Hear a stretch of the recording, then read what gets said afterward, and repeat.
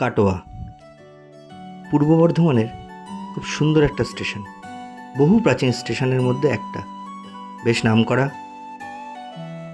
কাটোয়ার মিষ্টি কিন্তু দারুণ সুস্বাদু, বহুবার খেয়েছি।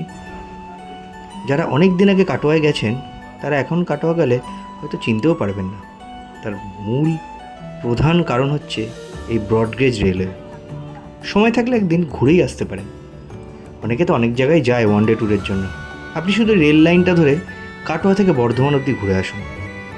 আমি চ্যালেঞ্জ করলাম, চোখ সার্থক হবে, মনটাও প্রসন্ন হয়ে যাবে। চারিদিকে শুধু সবুজ আর সবুজ। এই স্টেশনটা আগে ছিল ন্যারোগেজ স্টেশন। 1 ডিসেম্বর 1915 সালে ইংরেজরা প্রথম ন্যারোগেজ লাইন 53 কিলোমিটার কাটোয়া থেকে বর্ধমানের রাস্তায় এই লাইন প্রথম পাতেন ন্যারোগেজ ট্রেনের জন্য। বর্তমানে কাটোয়া থেকে বর্ধমান অবধি স্টেশন রয়েছে মোট 14টি। তার মধ্যে এটা হচ্ছে একদম শুরু স্টেশন, শ্রীপদ শ্রীখণ্ড। এরপর যথাক্রমে শ্রীখণ্ড, বনকাপাসি, কাইচর হল্ট, নিগান, সাঁওতা, তারপরে রয়েছে এক বিখ্যাত স্টেশন যার নাম বলগনা। তারপর ভাতার, আমারুল, করজনাগ্রাম, করজনা, চানারদিঘি, খেতাই এবং কামনাড়া।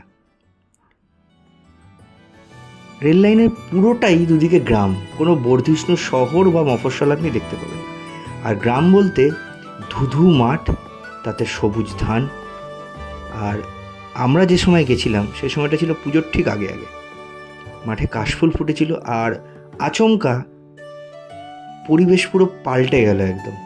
আকাশে মেঘ ঘনিয়ে এলো, ট্রেনের মধ্যেই ভিজতে ভিজতে দারুণ আনন্দ করতে করতে আমরা পৌঁছেছিলাম বর্ধমান।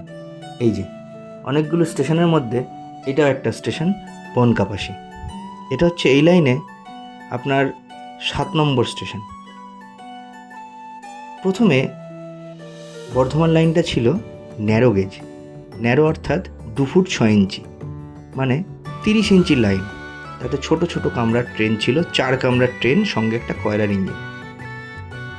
এই যত দূর যায় মাঠ ভরা ধানের মাঝখান থেকে বুক চিরে চলতো তখন ন্যারোগেজ লাইন। এটা হয়তো ভাবছেন, তাই তো? একদম ভুল ধারণা। ন্যারোগেজ লাইনটা ছিল বেশ সুন্দর। এর বাড়ির উঠোনের উপর দিয়ে, তার বাড়ির বাগানের মধ্যে দিয়ে, এইরকমভাবে ন্যারোগেজ লাইনটা তখন ছিল বলগনা অবধি। কারণ প্রথমেই আপনার কাটোয়া থেকে বর্ধমান অবধি ট্রেন চলেনি। যেটা আপনাকে বললাম, পরিবেশ মুহূর্তের মধ্যে পাল্টে গেল। এই যে ঝেপে বৃষ্টির মধ্যে দিয়ে আমাদের ট্রেন যাচ্ছিল। কিছুটা দূর যাওয়ার পরে 2-3টে স্টেশনের পরে দেখলাম বৃষ্টি আর নেই। মাঠের মধ্যে ফুটে রয়েছে কাশফুল। আর কাশফুল দেখতে কারই না ভালো লাগে। তার পরপরই ছিল দুর্গাপুজো। মাঠ ভর্তি কাশফুল, সবুজ ধান, মাঝে মাঝে বড় বড় বট গাছ, দূরে ঝোপঝাড়। আর সব থেকে বড় দেখুন, আমরা সেই ছোটোবেলায় পড়েছিলাম না তেপান্তরের মাঠ। এই লাইনের দুদিকের মাঠটাই ছিল একদম সেই গল্পে পড়া তেপান্তরের মাঠের মতো। আর এই একজন সলমান খান হাত বাড়িয়ে দিয়েছিল আমার ভিডিওর মাঝখানে, কিছু বলতেও পারিনি। এই দেখুন নিগন স্টেশন।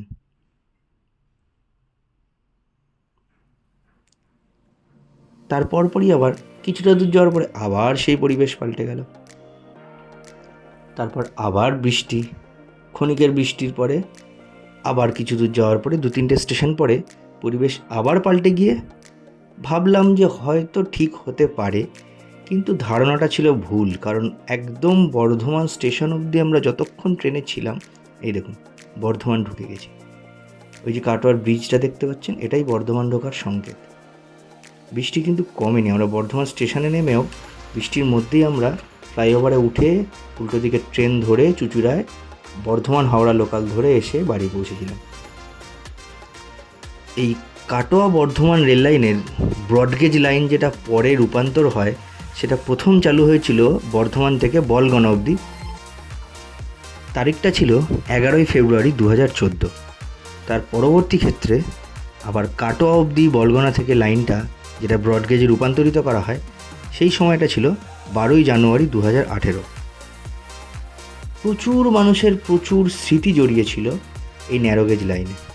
কিন্তু বর্তমানে মানুষের জনসংখ্যা বৃদ্ধি, কাজের চাপ, এগুলোর জন্য তার ন্যারো গেজ লাইন লেখা যায় না, তার জন্যই ব্রড গেজে রূপান্তরিত করা হয়েছিল। দেখুন, বর্ধমানে পৌঁছে গেলাম আমরা প্রায় 1 ঘন্টা 15 মিনিট, বৃষ্টি কিন্তু কমলো না। আমরা বর্ধমানে নেমে এসকেলেটারে চেপে প্ল্যাটফর্মটা চেঞ্জ করলাম, কারণ আমাদের ট্রেন ছিল ওই দেখুন পাশের প্ল্যাটফর্মে দাঁড়িয়ে আছে, ওটাই ছিল বর্ধমান হাওড়া লোকাল। আমরা এসকেলেটারে উঠে পাশের প্ল্যাটফর্মে গেলাম। সাধারণত 2-3 নাম্বারই ট্রেন দেয়, 3-4ও দেয়। আমরা পাশের 3 নম্বর প্ল্যাটফর্মে গেলাম, যে আমাদের ট্রেনটা ধরলাম। এই যে ছিল আমাদের বর্ধমান লোকাল। কারশেড থেকে সোজা এলো, একদম ফাঁকা ট্রেন। আমরা হুড়োহুড়ি করে উঠে গিয়ে আগে জায়গাটা নিতে হবে, এটা সাধারণ মানুষের মানসিকতা। জায়গাটা নিয়ে বসলাম, আর দারুণ একটা দুর্দান্ত চোখ সার্থক করা অভিজ্ঞতা নিয়ে আমরা বাড়ি ফিরে এলাম। ভিডিওটা ভালো লাগলে চ্যানেলটা সাবস্ক্রাইব করবেন, লাইক করবেন, আর অবশ্যই শেয়ার করবেন বাকি আপনাদের প্রিয়জনদের দেখার জন্য। ধন্যবাদ।